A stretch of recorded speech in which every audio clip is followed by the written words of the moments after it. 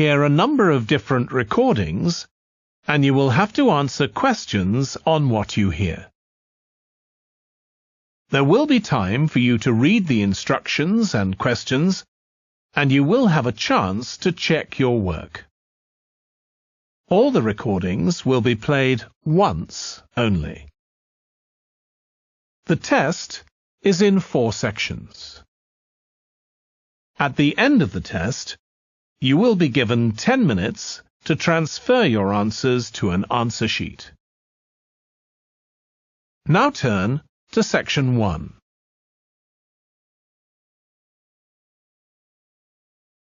Section 1. You will hear a telephone conversation between a woman who is looking for a job and a man from a company that organizes cycling holidays. First, you have some time to look at questions 1 to 6.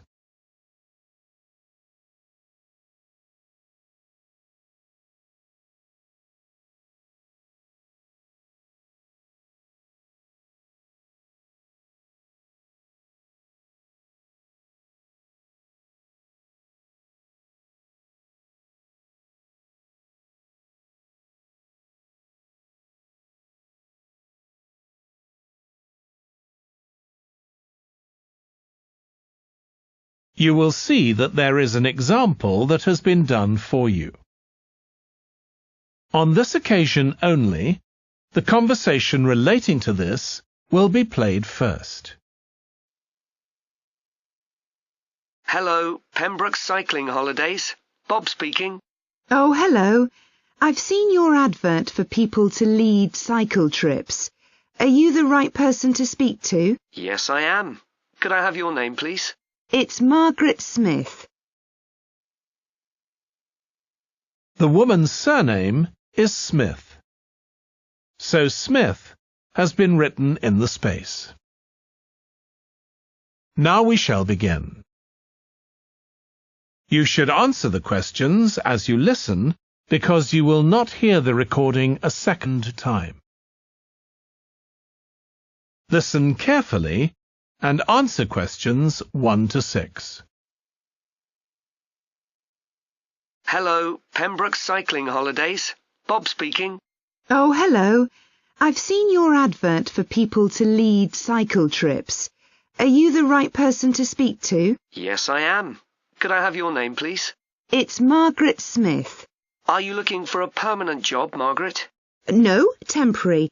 I've got a permanent job starting in a few months' time, and I want to do something else until then. What work do you do? This will probably sound crazy. I used to be a lawyer, and then I made a complete career change, and I'm going to be a doctor. I've just finished my training. Right. And have you had any experience of leading cycle trips? Yes, I've led several bike tours in Africa. The trip to India that I had arranged to lead next month has now been cancelled.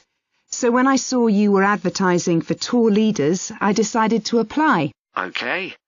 Now, we normally have 2 or 3 leaders on a trip, depending on the size of the group.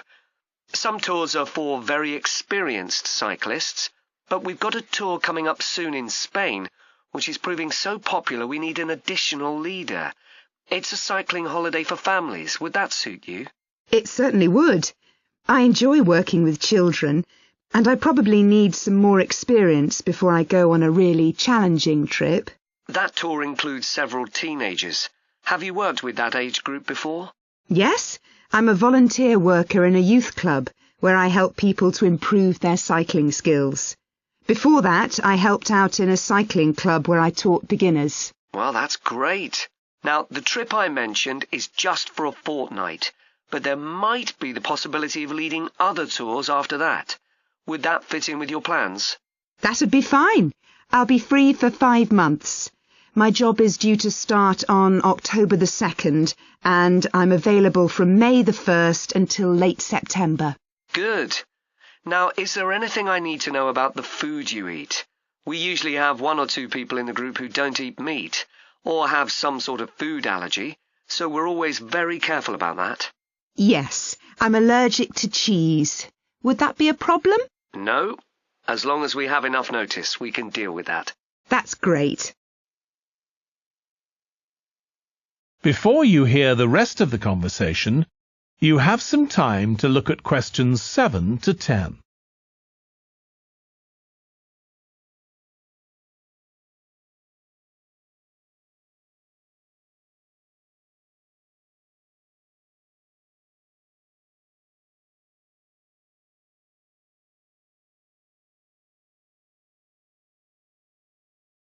Now listen and answer questions 7 to 10. It sounds really interesting. Would you like me to fill in an application form? Yes, please. Where should I post it to? Could you send it to 27 Arbuthnot Place, Arbuthnot Place, Dumfries? And what's the postcode, please? DG7 4PH. Was that P Papa or B Bravo? P Papa. Got that. If you could return the application form by Friday this week, we can interview you on Tuesday next week. Say 2:30? Would that be possible for you? Yes, it's fine. You're quite a long way from where I live, so I'll drive over on Monday. Should I bring anything to the interview?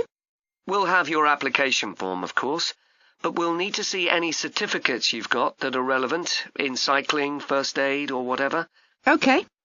And at the interview, we'd like to find out about your experience of being a tour guide.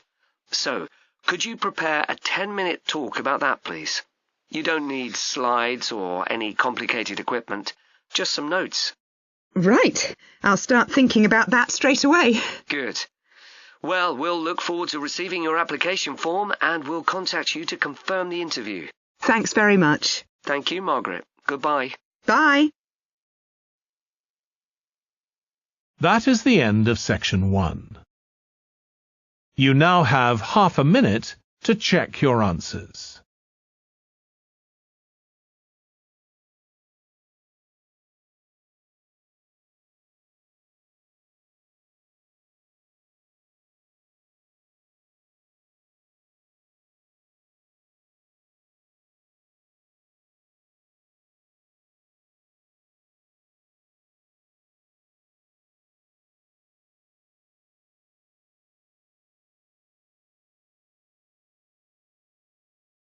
Now turn to section 2.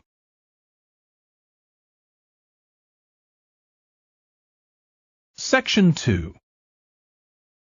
You will hear a podcast about an area called the Sheep Market in a New Zealand city. First, you have some time to look at questions 11 to 14.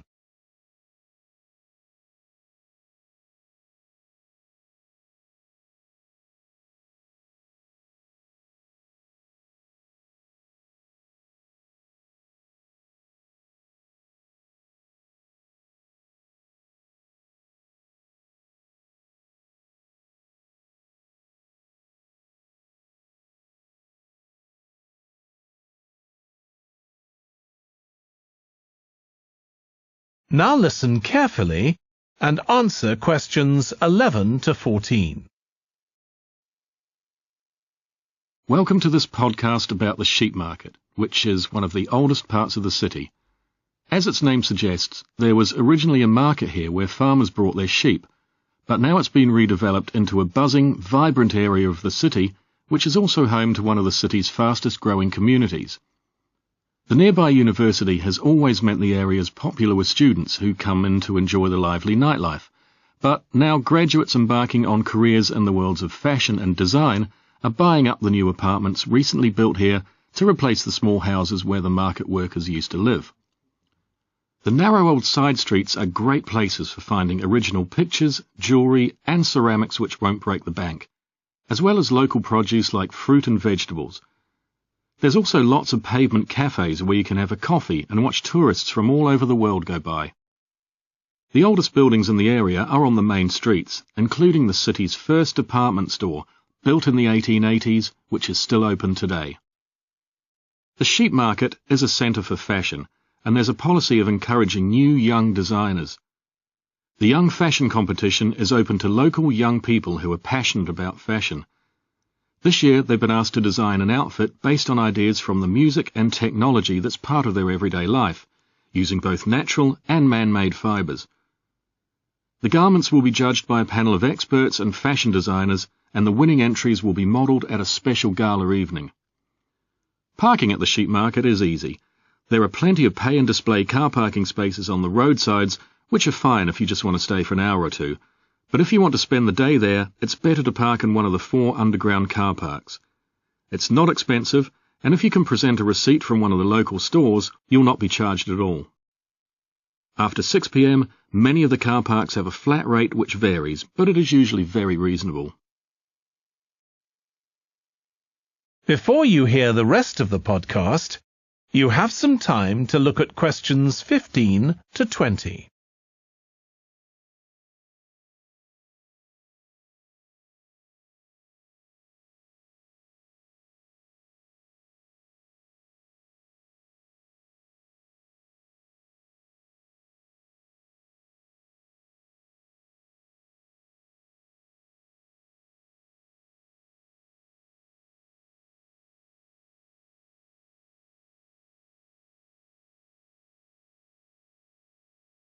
Now listen and answer questions 15 to 20. The sheep market is one of the main centres for art and history in the whole of the country. If you look at our map, you'll see some of the main attractions there. Most visitors start from Crawley Road at the bottom of the map. The Reynolds House is one of the oldest houses in the city and is open to the public. It's on the north side of Crawley Road, next to the footpath that leads to the public gardens. The area is particularly interesting for its unusual sculptures. The thumb is just what its name suggests, but it's about 10 metres high. You'll see it on Hill Road, across the road from the bank. The museum's got a particularly fine collection of New Zealand landscapes. It's on the east side of the sheep market, on City Road. It's on the other side of the road from the public gardens, immediately facing the junction with Hill Road. The Contemporary Art Gallery is on a little road that leads off Station Square, not far from the public gardens. The road ends at the gallery. It doesn't go anywhere else. That's open every day except Mondays. The Warner Gallery specialises in 19th century art. It's on City Road, near the junction with Crawley Road, on the same side of the road as the public gardens. It's open on weekdays from 9 to 5 and entry is free. Finally, if you're interested in purchasing high-quality artwork, the place to go is Nucleus. You need to go from Crawley Road up through Station Square and east along Hill Road until you get to a small winding road turning off. Go up there and it's on your right. If you get to City Road, you've gone too far. That is the end of section 2. You now have half a minute to check your answers.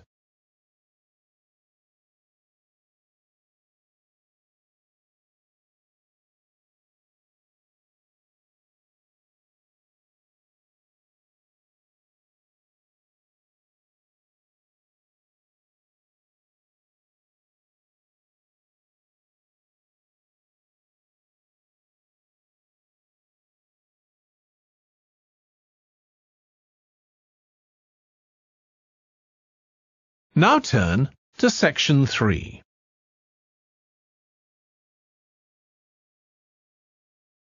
Section 3. You will hear 2 students, Katie and Joe, discussing a presentation in their film studies course. First, you have some time to look at questions 21 to 24.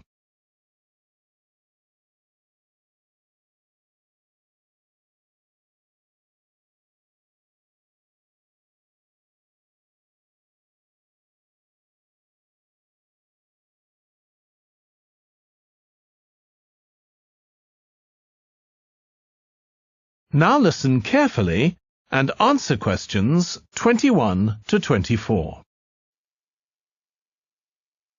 Joe, you know I'm giving a presentation in our film studies class next week? Yes. Well, could we discuss it? I could do with getting someone else's opinion. Of course, Katie. What are you going to talk about? It's about film adaptations of Shakespeare's plays. I've got very interested in all the different approaches that film directors take. So I thought I'd start with Giannetti, who's a professor of film and literature, and in one of his books he came up with a straightforward classification of film adaptations based on how faithful they are to the original plays and novels. Right. I've already made some notes on that, so I just need to sort those out before the presentation. I thought that next I'd ask the class to come up with the worst examples of Shakespeare adaptations that they've seen, and to say why. That should be more fun than having their favourite versions. Yes, I can certainly think of a couple. Right. Next, I want to talk about Rachel Malco. I came across something on the internet about her work on film adaptations, and I was thinking of showing some film clips to illustrate her ideas. Will you have enough time, though, both to prepare and during the presentation? After all, I doubt if you'll be able to find all the clips you want. Perhaps you're right. OK, well, I'd better do some slides instead, saying how various films relate to what she says. That should encourage discussion. Next, I want to say something about how plays may be chosen for adaptation because they're concerned with issues of the time when the film is made. You mean things like patriotism or the role of government? Exactly. It's quite tricky, but I've got a few ideas I'd like to discuss. Before you hear the rest of the discussion, you have some time to look at questions 25 to 30.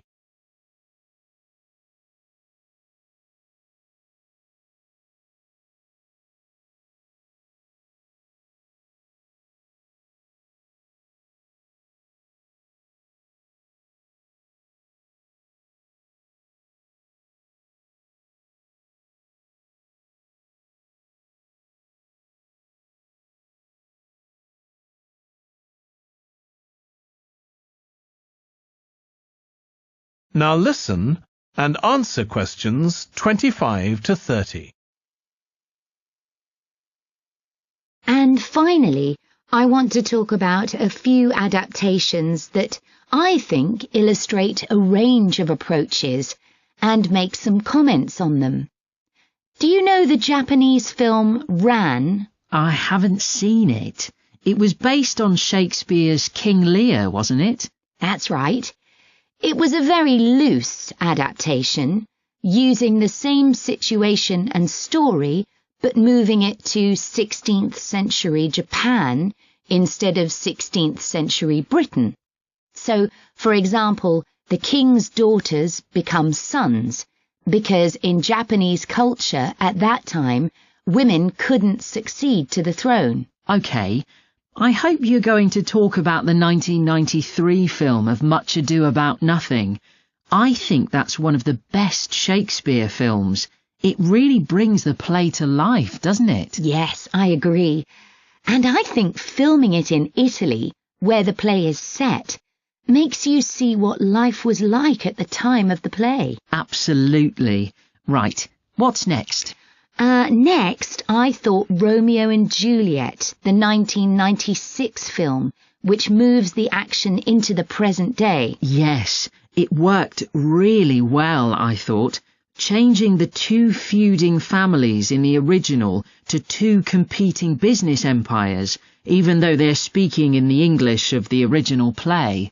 You'd expect it would sound really bizarre, but I found I soon got used to it. Me too.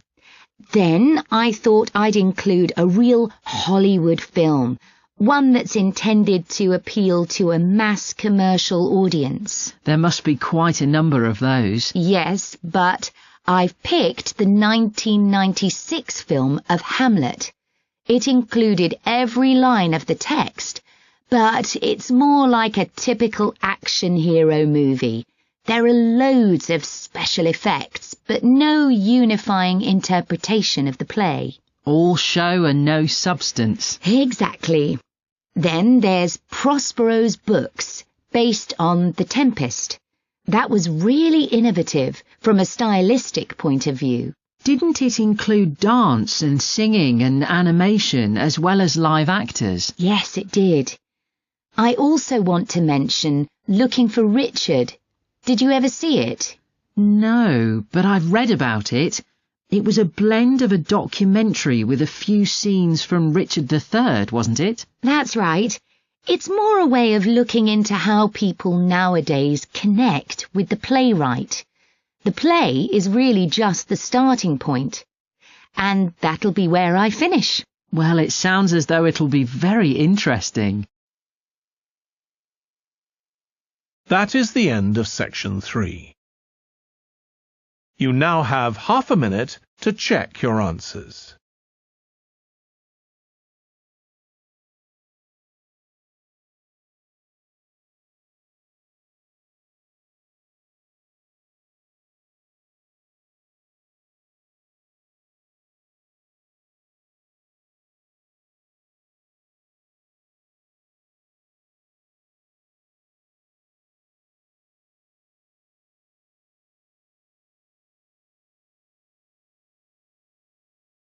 Now turn to section 4.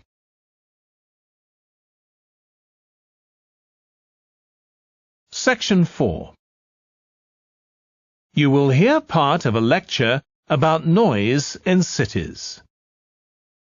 First, you have some time to look at questions 31 to 40.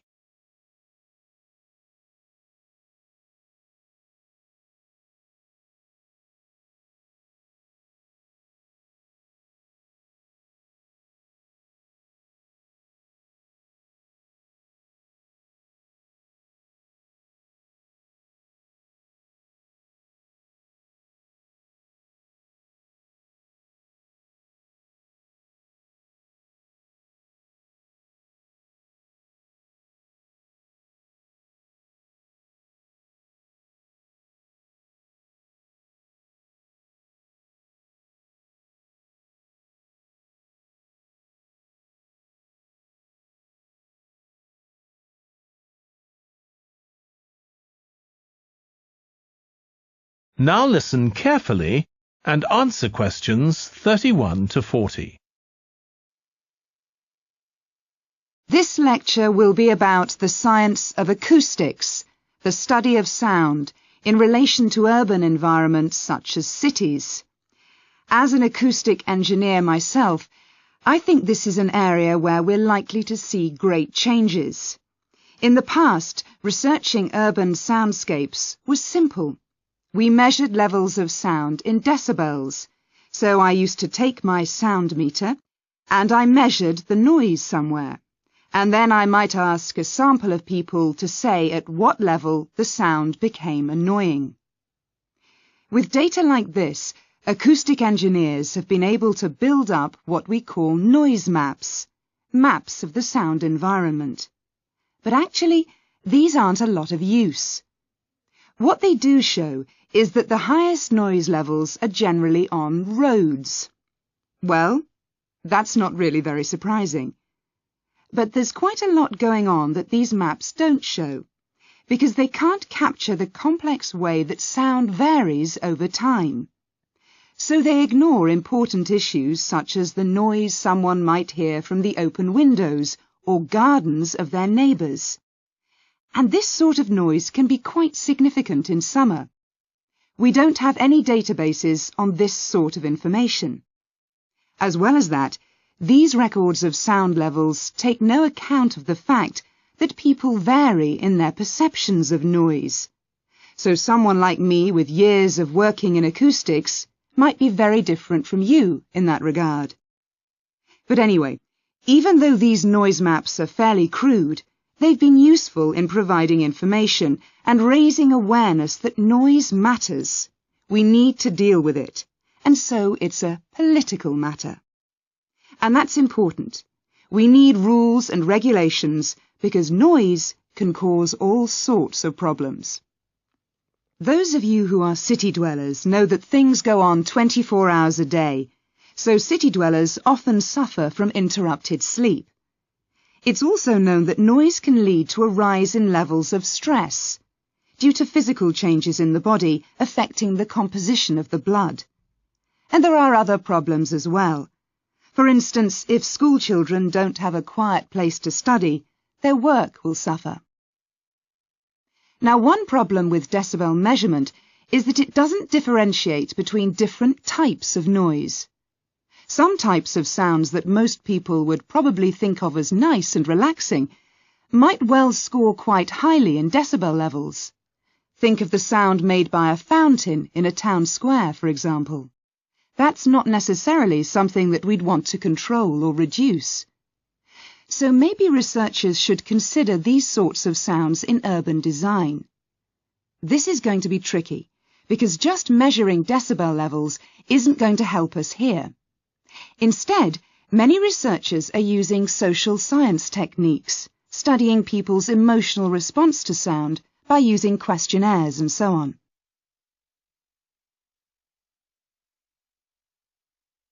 So what exactly do people want to hear in an urban environment? Some recent interdisciplinary research has come out with results that at first sight seem contradictory. A city needs to have a sense of activity, so it needs to be lively, with sounds like the clack of high heels on a pavement or the hiss of a coffee machine. But these mustn't be too intrusive, because at the same time we need to be able to relax. One of the major problems in achieving this will be getting architects and town planners to use the research. Apart from studying the basics of acoustics, these people receive very little training in this area. But in fact, they should be regarding sound as an opportunity to add to the experience of urban living, whereas at present they tend to see it as something to be avoided or reduced as far as possible, or something that's just a job for engineers, like the street drainage system. What's needed is for noise in cities to be regarded as an aesthetic quality, as something that has the qualities of an art form. If we acknowledge this, then we urgently need to know what governs it and how designers can work with it.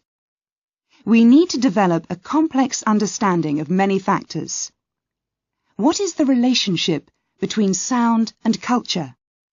What can we learn from disciplines such as psychology about the way that sound interacts with human development and social relationships, and the way that sound affects our thoughts and feelings? Can we learn anything from physics about the nature of sound itself? Today's powerful technologies can also help us. To show us their ideas and help us to imagine the effect their buildings will have, architects and town planners already use virtual reality, but these programs are silent. In the future, such programs could use realistic sounds, meaning that soundscapes could be explored before being built. So hopefully, using the best technology we can lay our hands on, the city of the future will be a pleasure to the ears as well as the eyes.